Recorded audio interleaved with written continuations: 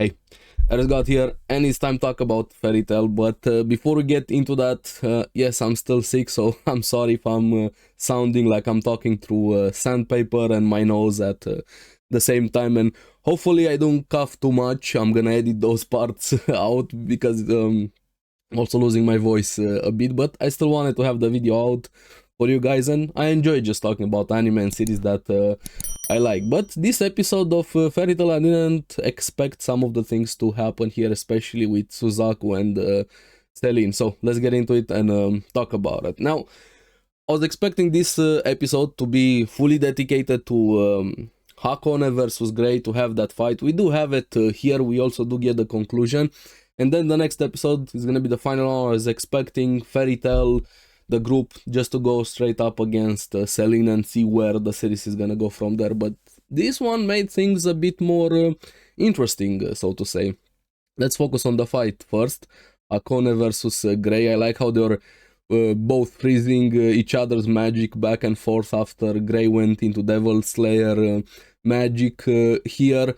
But Hakon uses that spell to put him under sleep in this illusion to see a different world, and this one kind of hurt, kind of giving Grey everything that he wanted in life. But I liked his answer, how to get out of this one. But when he woke up inside, his family was there, Juvia, they had a kid, Greyj, his father was alive, Ultir was there also, and Ul. Just seeing all of them together, just, yeah, that one hurt. And imagine what he did to Grey, seeing everybody that he lost there and the possibilities for him and Juvia. But he realized this is not real, and he fully breaks out. And the reason why he broke out was that he wanted happiness not for himself but for Juvia, and of course the ones he cares about. And this is one of the strongest points of this season 100-year quest, is actually pushing forward relationships, character development here. And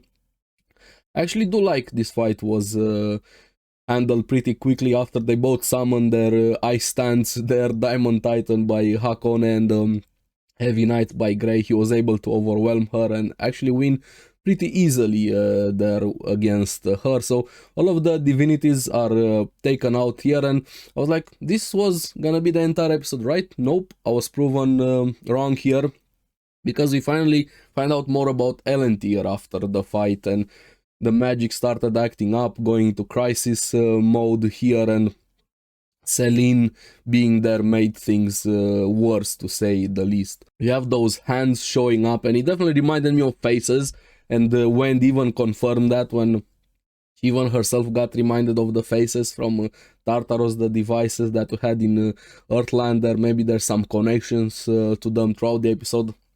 We're gonna talk a bit more about that towards the end. But then we have Natsu and Erza waking up and say, hey, we just need to take down Seline. But that's not gonna be that easy, right? And meanwhile, she was still fighting against Suzaku, and she made a comment. I was thinking, what exactly is her connection when she said that wouldn't be too bad to be taken down by Kuronugi's sword, referring to the dragon that Suzaku ate. And I have to give major props to Suzaku. He's quickly becoming one of my favorite new characters that were introduced here. I have a lot of questions about Diabolos, the guild, what happened here, and hopefully we get to see him more, but we're gonna get to that. We have the Fairy Tail group going after Seline. They split up a bit, of course. Natsu goes ahead, the others have to handle the monsters. But back to the fight, which was the interesting part here.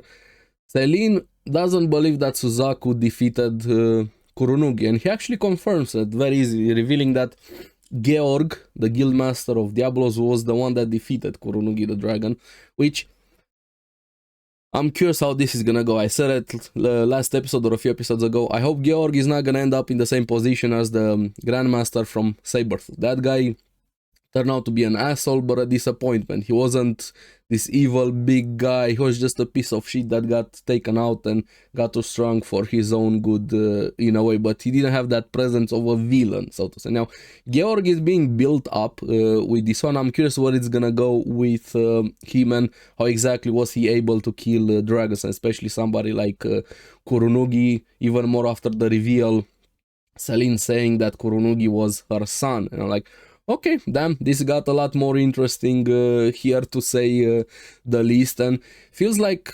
Suzaku, I don't know how he grew up with this, maybe the influence from the guild, his family, or whatever happened, maybe dragons killed his family, saying he sees all dragons as enemies, when we know that's not true, especially in Fairy Tail. Some are pieces of shit, some are actually really good here. But what I didn't expect to happen this episode was Suzaku actually using a new form that he created with the powers there. It's a beast stance in a way, and he's able to slash Seline, like actually really hard, and apparently defeating her, not killing her straight on the spot, but she took a lot of damage and she actually wanted to run away, opening a portal.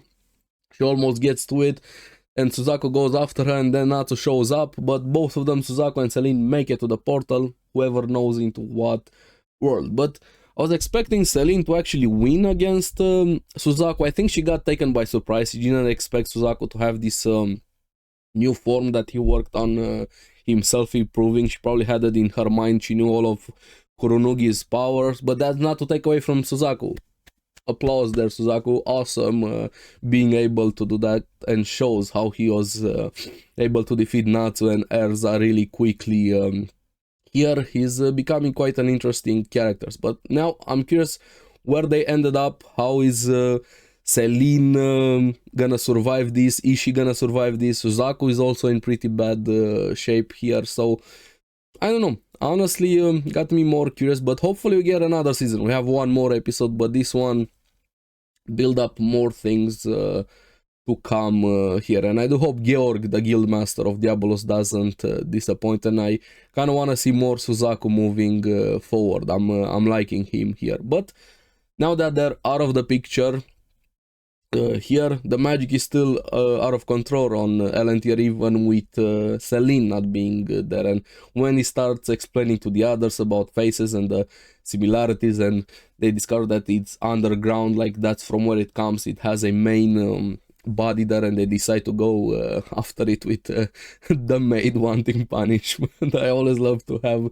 Virgo the maid being back there, and of course Fairy Tail shenanigans, panties, and so on. Not to sing Virgos and Grey sing Lucy's there, but they finally make it underground, and it's this weird monster of a face called Alta Face, and kind of hates the world and wants to overrun it with magic. And it's revealed that it was part of Elentier at some point, kind of like this natural calamity in a way monster wreaking havoc, but it got sealed and defeated. Still had the remnants with the hands, but those were mostly passives, not really agitated or aggressive here, but it got sealed. But when Seline started interfering, it got brought back here. So this is gonna be the final thing they have to defeat on Elentier here. But this makes me question a lot of Seline. What exactly is she planning? Just simply chaos? Just wanna see the world burn?